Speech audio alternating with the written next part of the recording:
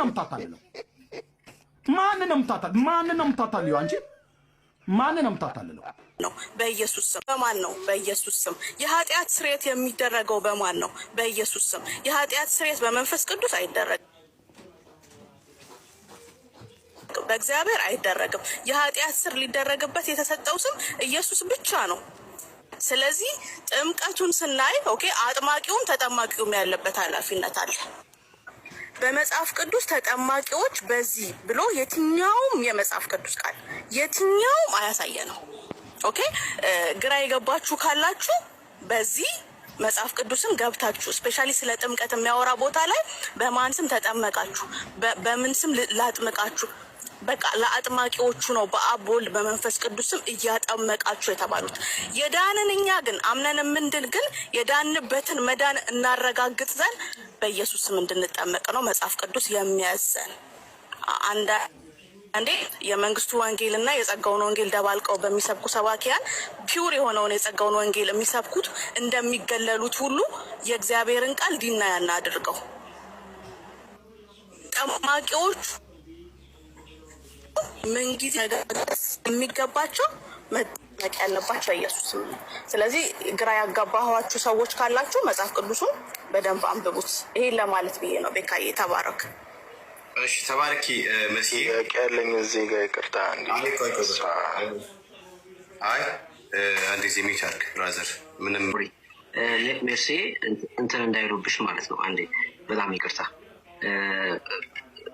በደንብ ሐሳቡን ስላላገኘሁትም ጭምር ነው ድጋሜ እንድታወር የፈለኩት ተጠማቂው በክርስቶስ ኢየሱስ ስም ይጠመቃል ማለት የሚጠመቀው የኢየሱስን ስም እየጠራ ይጠመቃል አጥማቂው ደግሞ ያው በአብ ወልድ የመንፈስ ቅዱስ ስም እየጠራ ያጠምቃል ማለት ያልሻለሽ ነው exactly that's my pure idea በቃ that's it ብሩክ ሰዎችን ቀደም ሲ ፕሮሰስ ጠይቀው አንዳንድ አማኞችም ግራ የገባቸውን ከታች ስላየው አጥማቂው የአብ ወልድ መንፈስ ቅዱስን ስም እየጠራ ማጥመቅ አለበት ተጠማቂ ደግሞ በኢየሱስ ስም የኢየሱስ ስም እየጠራ መጠመቅ አለበት የሚለው ክላሪፋይ ለማድረግ ነው ብሩክ አንተ አግኝተኸኛል ሐሳቤን ክርስቶስ ኢየሱስን ኃጢአት ሁሉ ስለሚያጥብ ተባረክ ይልከል አዎ በቃ ያ ነው የኃጢአት ስርየት በኢየሱስ ስም ስለሆነ ብሩክዬ አንተ ክሊር አድርግልኝ እየነ ብቻ በማሰብ አምልኮ ተጀምሮ የሚያልቅበት ግን ወንጌላና ቤተክርስቲያናት ህብረት የጀመሩት በአንድ ትምህርት ላይ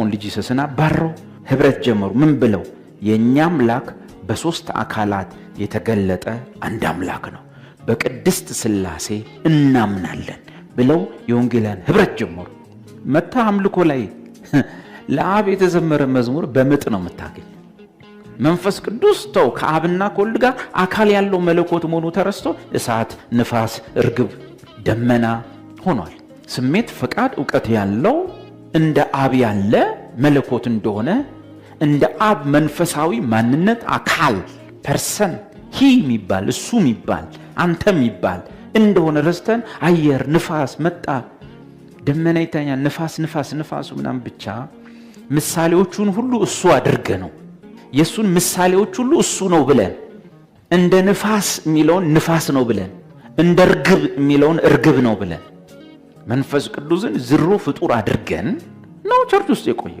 መጣ ሄደ እያለ ና በሉት እያለ ሄደ እያለ እንደዚህ ነው ይሄ ስለ እግዚአብሔር ያለን ዕውቀት መበለሻሸት ያመጣው መዝሙር ያመጣው ጸሎት ነው ፍጻሜውም አስፈሪ ነው ውጤቱም ግራገብ የሆነ ነገር ነው ኮንፊዥን ነው ፕሮቴስታንቱ ዓለም አሁን ላለበት ባቢሎናዊ ነገር አዛጦናዊ መዘበራረቅ ምክንያቱ ስለ አምላክ ያለው ዕውቀት ጉዳይ ነው በስመ አብ ወወልድ ወመንፈስ ቅዱስ አሐዱ አምላክ ሰላም እንዴት ናችሁ ከላይ የሰማናቸው የፕሮቴስታንት አስተማሪ አንድ ትልቅ መሰረታዊ ችግር የተረዱ ይመስላል መዳን ሥላሴያዊ ነው በአብ ወልድ መንፈስ ቅዱስ አንድ ፈቃድ አንድ ግብር አንድ ኃይል የተደረገ የማዳን ስራ ነው ስለዚህ እኛ ኦርቶዶክሳውያን ክርስቲያኖች በኦርቶዶክስ ቤተክርስቲያን ትውፊት መዳን የሚነገረው ሥላሴያዊ ሆኖ ነው እንደምታውቁት ቅዳሴያችን ስንጀምር በአብ ወልድ መንፈስ ቅዱስ ስም አሐዱ አብ ቅዱስ አሐዱ ወልድ ቅዱስ አሐዱ ውእቱ መንፈስ ቅዱስ በሚል ምስጋና አዋጅ ነው ሁሉም ምስጢራተ ቤተክርስቲያናት እንዲህ ባለ ምስጋና ይጀምራሉ። ትምህርታችንም እንደዛው ነው። የሊቃውንቱ መጽሐፍት፣ ሃይማኖተ አበው፣ ሌሎችንም ብታዩ መዳንን ሁልጊዜ ስላሴያዊ አድርገው ነው የሚናገሩት። ምክንያቱም ወንጌል እንደዚህ ስለሆነ ነው። ሐዋርያው ቅዱስ ጳውሎስ ከ20 ጊዜ በላይ በመልእክታቱ የስላሴን ስም ይጠራል። አብ ወልድ መንፈስ ቅዱስ እያለ ከድህነት ጋር ይጠራል። ጌታችን መድኃኒታችን ኢየሱስ ክርስቶስም መጥቶ የነገረን የአባቱን ስም ነው። ስምህን ለወንድሞች የነገርኳቸው የሚለው የመዝሙር ትንቢት የተፈጸመው መጥቶ ስለ አባቱ ስለነገረን፣ ስለ መንፈስ ቅዱስ ስለነገረን የዳንበትን መንገድ ብቻ ሳይሆን እንዴት እንደዳን መዳናችን ከአብ ከወልድ መንፈስ ቅዱስ የሚነሳ ከአንድ ፈቃድ ከአንድ ኃይል የሚነሳ እንደሆነ ነግሮናል። ስለዚህ ይህንን መቀነስ ማለት የነገረ ድነትን ትምህርት ማዛባት ነው እና እንደ አይነት ነገሮች መስተካከል አለባቸው። የኛ ጸሎቶቻችን፣ ቅዳሴዎቻችን፣ ሌሎች የማህበር ጸሎቶች፣ የግል ጸሎቶች አባቶቻችን አዘጋጅተው ለኛ ማስተላለፋቸው አንዱ የሚጠቅም ሰው ጸሎትን፣ አምልኮን ከኦርቶዶክሳዊ አስተምሮ እንዳይለይ ነው። መስመር ማስያዣ ነው እና በአባቶች ከጥንት ጀምሮ በትውፊት የመጡት ቅዳሴዎቻችን፣ ጸሎቶቻችን ይህንን ነገር ጠብቀን እንድንኖር አስችለውናል ማለት ነው። አሁን ግን ሰው እንደፈለገ ራሱ የጸሎት ደራሽ ራሱ ሁሉም ነገር ከአንድ ሰው የሚነሳ ሲሆን የራሱን ዝንባሌ በምዕመናን ላይ ስለሚችል እንዲህ አይነት መዛባት ይፈጠራል ማለት ነው እና ትውፊት፣ የቤተ ክርስቲያን የስርዓት አምልኮ ትውፊት፣ የጥንት ትውፊትን መጠበቅ ከእንዲህ አይነት መዛባት ያድናል እና እንዲህ አይነት ነገሮችን ስናይ የቤተ ክርስቲያንን ታላቁን የቤተ ክርስቲያን ትውፊት ክብሩን ምን ያህል በመንፈስ ቅዱስ የተዘጋጀ የመጣ እንደሆነ እናያለን። በጣም ርቱ የሆነ ሚዛኑን የጠበቀ ያልተዛባ ትውፊት ከአባቶቻችን እንደተቀበል እንረዳለን ማለት ነው።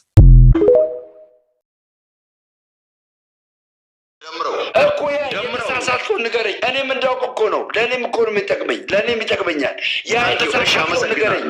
ምንድን ነው የተሳሳትከው? ምንድን ነው ንገረኝ። ምንድን ነው የተሳሳትኩት? ምን መሰለ እንግዲህ ኦርቶዶክስ እያለውም ላይፌ በጣም ጥሩ አልነበረም እና ዓለማዊ ህይወት ላይ ነበርኩ እና መጽሐፍ ቅዱስ እያነበብኩ ስለ ኢየሱስ ክርስቶስ ሲገባኝ የክርስቶስ ፍቅር በጣም ልቤን ሞላው። ስለዚህ ጴንጤዎች ኢየሱስ ኢየሱስ ሲሉ እውነት የምር ኢየሱስን የሚወዱ መሰለኝ፣ ኢየሱስ ክርስቶስን የሚከተሉ መሰለኝ። ገንዘብ አፍቃሪዎች፣ ተናጣቂ ተኩላዎች፣ የህዝቡን ገልብጠው የሚበሉ ሰዎች መሆናቸውን ሳውቅ ግን አላውቅም። በእውነት አይኔ ሲገለጥ ወደ እናት ቤተክርስቲያኔ አምልጬ መድኃኒዓለም አስመልጦኝ ወጥቻለሁ። ስለ መውጣት አለ ምን የምጠይቀህ? ስለ መውጣት ሳይሆን እኔ የምጠይቀህ አሁንም አልመለስክልኝም።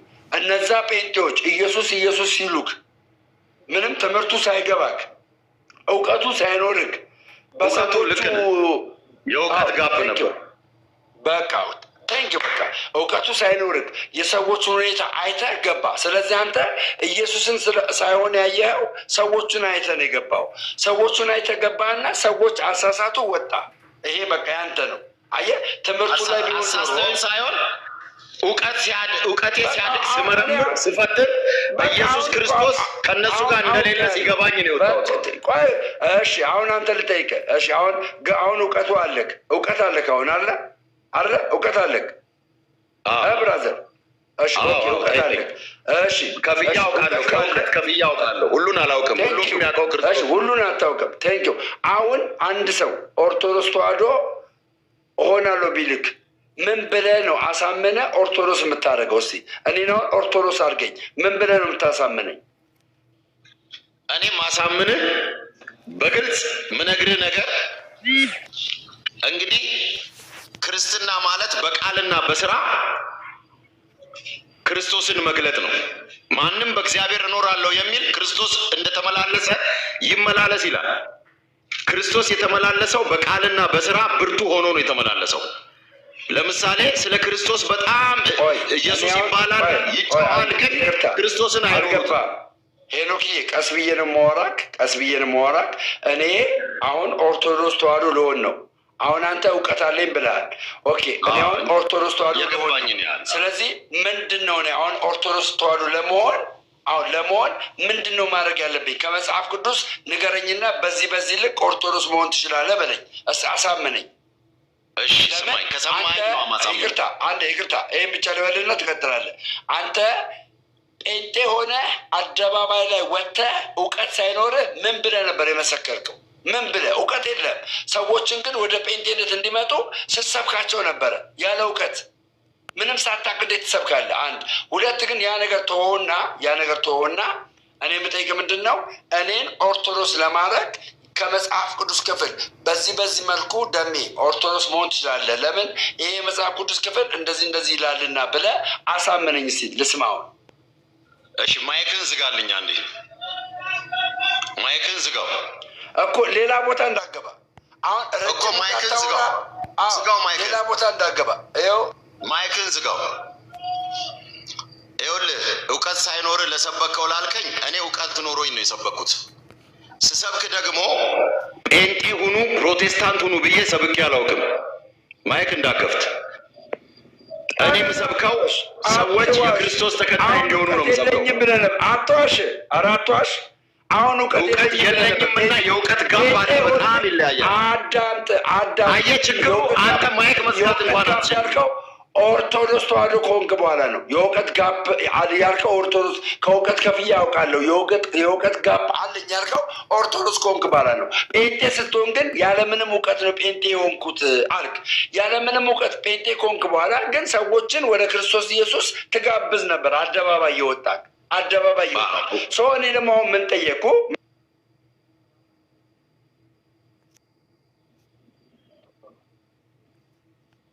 ስህተት ነው። ይሄ ደግሞ አንድን የመወያየትን ህግ ጥሰሃል። ሻላባሽ ሻዶ ማን ሙዝጋልኝ እባክህን ሚውት አድርገው። ልሳን ያንተ ልሳን አሁን ግን ሰማይ በመላእክት ዘንድ ታላቅ ጭብጨባና እልልታ አይሆንም። እሺ ብራዘር እንደዚህ አታርግ።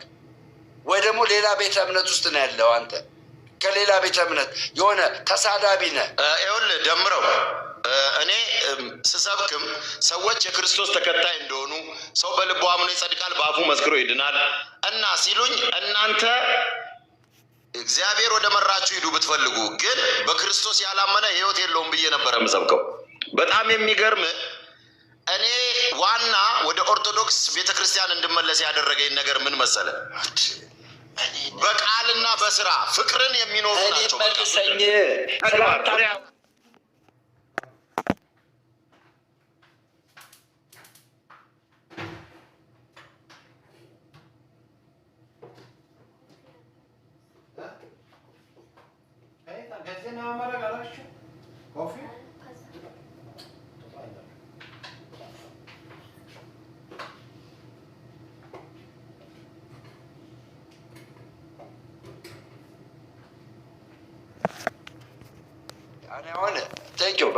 በተግባር የሚኖሩ ናቸው ኦርቶዶክሶች። ያ ፍቅራቸውን የገዛኝ ኦርቶዶክሶች። እኔን አዳምጠኝ። ከዚህ በኋላ አንተ ብዙ ስለ ኦርቶዶክስ ተዋህዶ አስተምሮ ብዙ ማወቅ አለብህ። ለምን አንድ ሰውን ወደ ኦርቶዶክስ ተዋህዶ ለማምጣት የሚቸግር ከሆነ መማር አለብህ። ገባ? ሰንበት ትምህርት ድንግል ማርያም አራተኛ አምላክ ናት አይደለች?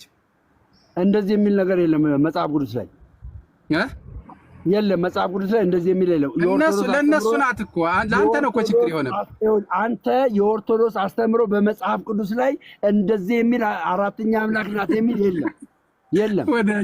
በኢትዮጵያ ኦርቶዶክስ ተዋህዶ ቤተክርስቲያን ውስጥ ድንግል ማርያም ልክ እንደ ሶስቱ ስላሴ አራተኛ ስላሴ ናት ብሎ የሚያምን የተጻፈ ያስተማረ አስተማሪ ካለ አምጥቶ አሰማኝ። መድኃኒት ናት እኮ ምን ሆነ ነው አሰማኝ። አሁን እኮ አምላክ ናት። የተጻፈ ነው እንጂ ማነብል ለምን መምህር አሰማህ? አምላክ ናት ብለህ የተጻፈ አሁን ኦርቶዶክስን አታውቃትም አልከኝ። ጠየቀኝ ጥያቄ አይደል? አንተ ኦርቶዶክስን ታውቃለህ? ጥያቄ ጠየቀኝ። የለም ብዬ መለስኩልህ። አለ ብለህ የምትል ከሆነ አምጥተህ አሳየኝ። ማስረጃ አምጣና አሳየኝ። ማስረጃ ጎበዝ። አንተ ያልገባህ ነገር አንድ ነገር ምንድን ነው?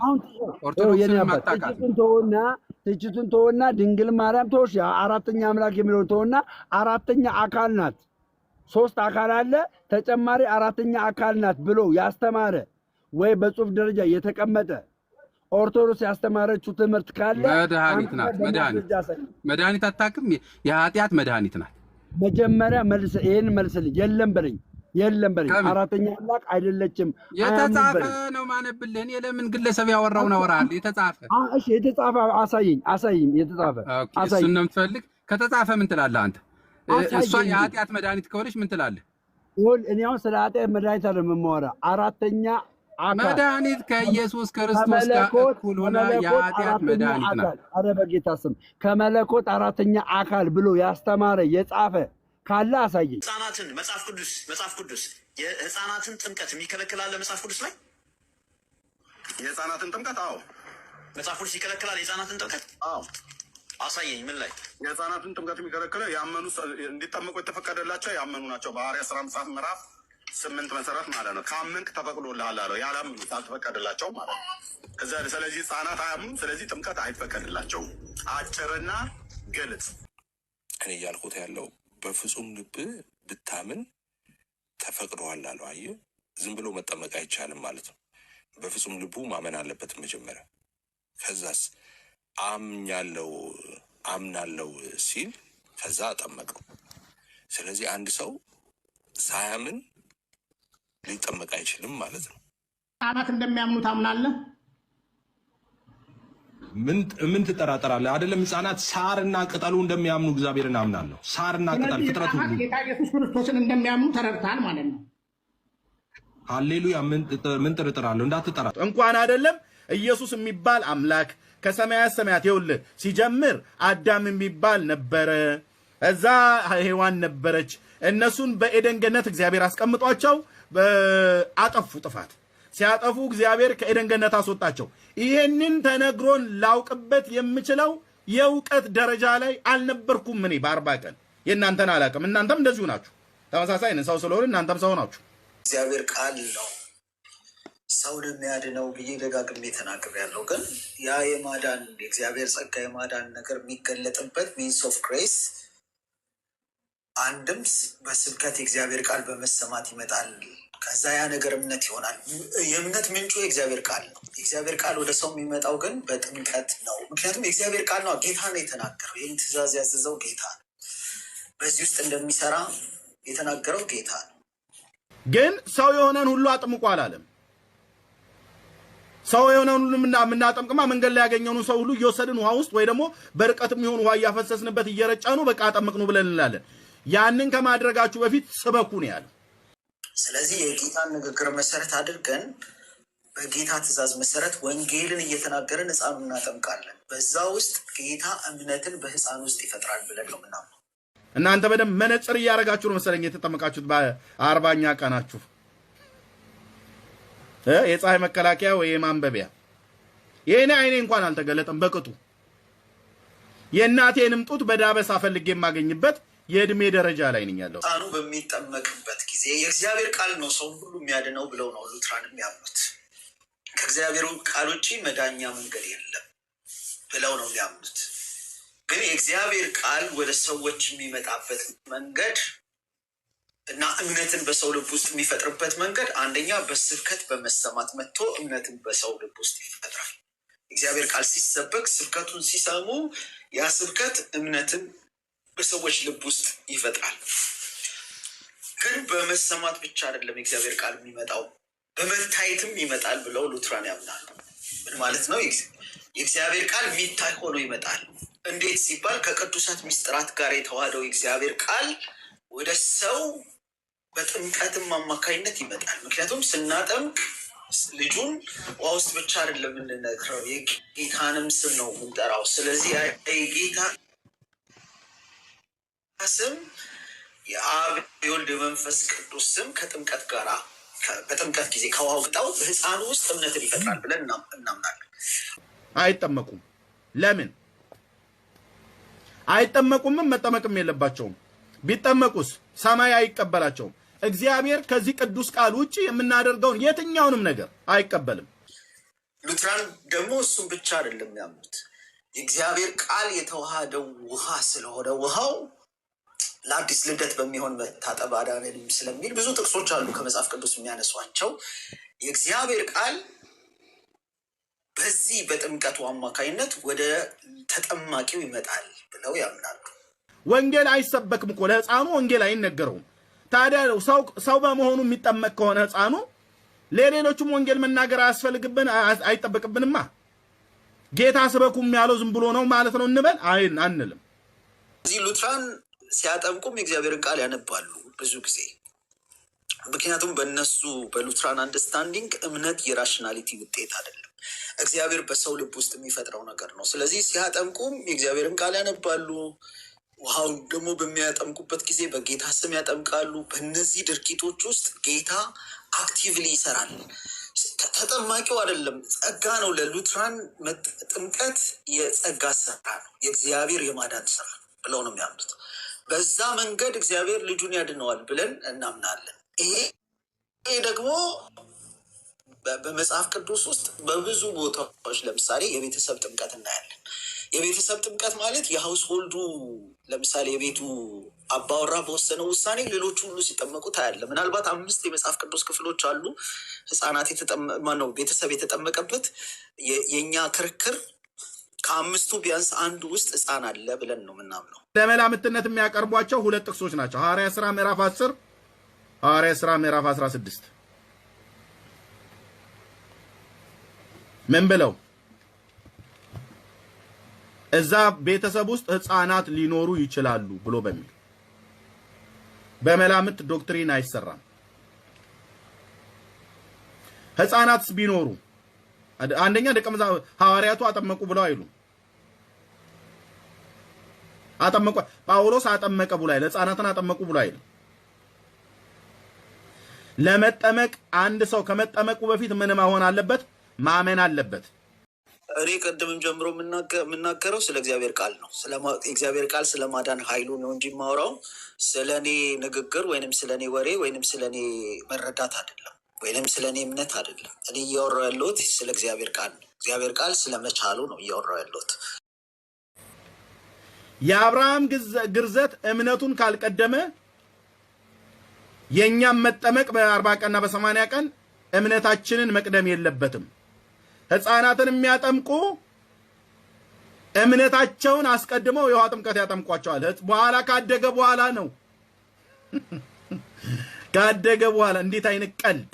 ስለ እውነት ነው ቀልድ፣ የቀልድ ቀልድ። አሁን ቀደም ስለ ኮምፕሬንድ ስለማድረግ ነው ያነሳው። ኮምፕሬንድ አይደረግም ሁሉን ነገር ህፃን ልጅ ኮምፕሬንድ ያደርጋል አይደለም። ግን እኛ ምን ብለን እናምናለን?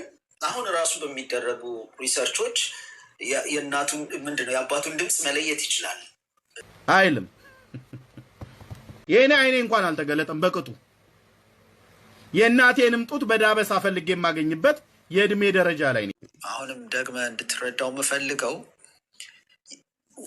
ከማጥመቃቸው በፊት የእግዚአብሔርን ቃል ዲክለር ያደርጋሉ። ጌታ እንደተናገረ እንዳዘዘ ይህንን ጥምቀት፣ በዚህ ጥምቀት ውስጥም እግዚአብሔር እንደሚሰራ የወንጌሉን እውነት ወደ ህፃኑ እንደሚያመጣ የሚታመኑት ቃሉን ነው እንጂ እንትን አይደለም የሚታመኑት። ባይዘዌ ለትልቁም እኮ ራሽናሊቲውን አምነን አይደለም ወንጌል የምንሰብከው፣ የጌታን ጸጋ ታምነን ነው ወንጌል የምንሰብከው። ስንሰብክ እግዚአብሔር ነው እልህኛ ልቡን ይረታና እውነትን እንዲቀበል የሚያደርገው የእግዚአብሔር ቃል ጉልበት ነው እንጂ ሰው እኮ ለእግዚአብሔር ጤነኛ ምላሽ የሚሰጥ አይደለም። ጠማማ ነው፣ ክፉ ነው። ሀሳቡም ከልጅነቱ ጀምሮ ነው አይደለም የሚለው፣ ከታናሽነቱ ጀምሮ ክፉ ነው ይላል ዘፍጥረት ምዕራፍ 8 ላይ ያለ እግዚአብሔር ቃል። ኤርሚያስ የ40 ቀን ህፃን ልጅ ሆኖ ወይ እምቦቀልላ ምንም ነገር የለው ምናም ነገር ተብሎ ሊባል አይችልም። እና ሁላችን ኃጢአትን ሰርተናል፣ የእግዚአብሔርም ክብር ጎሎናል ከህፃናት በቀር አይልም። ህፃኑ ሰውየው አይደል አድጎ ኤርሚያስ አሁን 42 ዓመት ሰው የሆንኩትኝ ህፃኗ ሴት አድገሽ አይደል ዛሬ የልጆች እናት ይሆንሽው ወይ የልጆች አባት ይሆንከው እንደኔ። ስለዚህ ያው ዳዊትም በአመፃ ተወለድኩ በኃጢአትም ተጸነስኩ ይላል። ብዙ መጽሐፍ ቅዱሳዊ ክፍሎችን ማንሳት እንችላለን እና ከወንጌል እውነት በወጣ አይደለም። ያ ወንጌል እውነት ግን የእግዚአብሔር ድምፅ ስለሆነ ይሰማል ብለን ነው ምናምነው። እኔ ልክ ነው አላችሁ አላላችሁ መጽሐፍ ቅዱስ የእግዚአብሔር ቃል ብሎ የሚለው ነው የምለው። ማንም ይሁን ማንም ማለት ነው።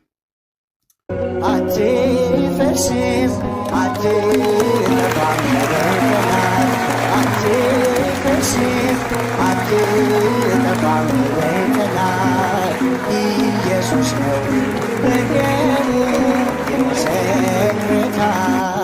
ኢየሱስ ነው ተዋጆን ያነሳ።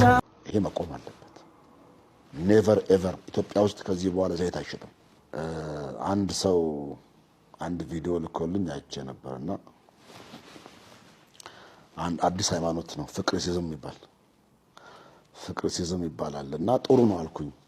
እንደ ፍቅርሲዝም እንደዚህ ዘይት ነጋዴዎች፣ ጨርቃጨርቅ ነጋዴዎች፣ የሐሰት ነቢያት ወጥተው ለብቻቸው አዲስ ሃይማኖት ፈጥረው ከየት ፍቃድ እንደሚያገኙ ነው ያላቅም። ግን ፍቅርሲዝምን ጠይቀውት እሱ ፍቃድ ከየት እንዳገኘ እነሱም ለብቻቸው ሌላ ተቋም አቋቁመው አደራጅተው መኖር ይችላሉ፣ ማምለክ ይችላሉ። በካውንስሉ አባል ውስጥ ታቅፎ በካውንስል ሰርቲፊኬት የተገለገለ አካውንት ከፍቶ የተጠቀመ ይበቃል 4 ዓመት። አሁን አንድ ነገር ማብቃት ሲገባው ያበቃል። ተነቀፍን፣ ተሰደብን፣ እምነቱ ተንቋሸሸ። እምነቱ እንደው በቃ ሰዎች እንደፈቀዱ የሚሆንበት እምነት ሆነ። 100 ዓመተ ምህረት ላይ ብለሽ ያዥውና ብቻ ጃምኒያ ጉባኤ ብለሽ ሰርች አድርጊ። የአይሁዶች ጉባኤ ነው ጃምኒያ ጉባኤ ብለሽ ሰርች አድርጊ። ስለዚህ እነሱ እስትንፋሰ መለኮት እንዳለባቸው ስልጣናዊ መጽሐፍ በቃ እንደ ስልጣናዊ መጽሐፍት እንደ እግዚአብሔር ቃል የምንቀበላቸው መጽሐፍት ያሏቸው እነዚህን ነው። የትኞቹ 24 ምድብ ያላቸው 39 ማለት ነው። አሁን ስርዓት ጋር በተያያዘ ግን የኢትዮጵያ ኦርቶዶክስ ቤተክርስቲያን ወደር አይገኝላትም። በካቶሊክ ብትሄድ፣ በፕሮቴስታንት ብትሄድ፣ በጆቫ ዊትነስ ብትሄድ፣ በምናምን ብትሄድ አታገኝም ይህን ስርዓት። ስለ ማርያም እያሉ ያካፍላሉ፣ ስለ መብርሃን እያሉ ያካፍላሉ፣ ስለ እግዚአብሔር እያሉ ያካፍላሉ፣ ስለ መድኃኒታችን ስለ ጌታችን ስለ ኢየሱስ ክርስቶስ ይኸው እያሉ ያካፍላሉ። መልካሞች ናቸው፣ ጥሩዎች ናቸው። እኔ እዚህ ስለ ኢትዮጵያ ኦርቶዶክስ ቤተክርስቲያን ያለ ልብ ከፈት ያለ ነው። እንደ ድሮ ይሄ ባለማወቅ ዝግት ያልኩ ብቻ አይደለም። አሁን ከፈት ያለ ልብ አለ። ለመስማትም ዝግጁ ነኝ፣ ለማዳመጥም ዝግጁ ነኝ። እንዴት እንደሚያስደስት የዛፎቹ የሚለው ሁሉ እጣኑ ምን ሆኔ በጣም ነው የምደሰተው። ደስ ይላል። አለባበሳቸው፣ ሴቶቹ አለባበሳቸው በስነ ስርዓት፣ ወንዶቹ አለባበሳቸው፣ ስርዓታቸው። ኢትዮጵያ ኦርቶዶክስ ቤተክርስቲያን በዚህ የምትገርም የምትደንቅ ነች። እንዲች እንደ ፔኒን ከን አታወጣላትም ስርዓቷ። አድሶ አማኞች ትናንትናም ስናገር ነበረ፣ ዛሬም እናገራለሁ። ልባችሁ ያለው ኦርቶዶክስ ውስጥ ነው። ታድሶች ልባችሁ ያለው ኦርቶዶክስ ውስጥ ነው። አንድ ሰው ሸውዷችሁ ነው የወጣችሁት። መምህር አሰግድ የሚባል ሰው ሸውዷችሁ ወጣችሁ። ልባችሁ ያለው ኦርቶዶክስ ውስጥ ነው። ማተባችሁ ከአንገታችሁ አልተበጠሰም። ሴቶች ነጠላ መልበስ አላቆማችሁም። ሱሪ ለብሰሽ አትሄጂም። ቀሚስ ለብሰሽ ነው የምትሄጂው። ልብሽ ያለው ኦርቶዶክስ ውስጥ ነው። ታድሶች አሁን ያመናችሁትን እመኑ። ኦርቶዶክስ ትቀበላችኋለች። ስህተት ውስጥ ናችሁ ብላ አትላችሁ። እመኑ። ግን ወደና ቤተክርስቲያናችሁ ተመለሱ። ይቅርታ እየጠየቃችሁ ተመለሱ። ሁላችሁም ተመለሱ። የእውነቴ ነው ብላችሁ ታድሳውያን ተመለሱ።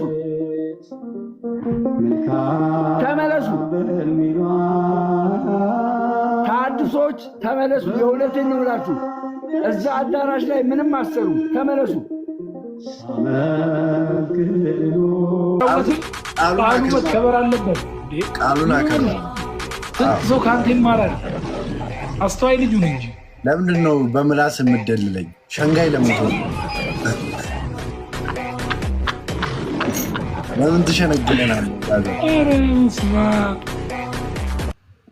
ስንቱ ተሸነገለ። እኔ ግን አልሸወድም።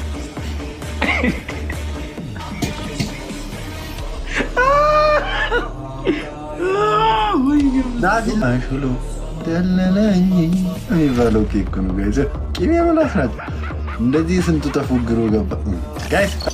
የመሀል የአዲስ አበባ ልጅ ለዚያውም የፈረንሳይ ናሳ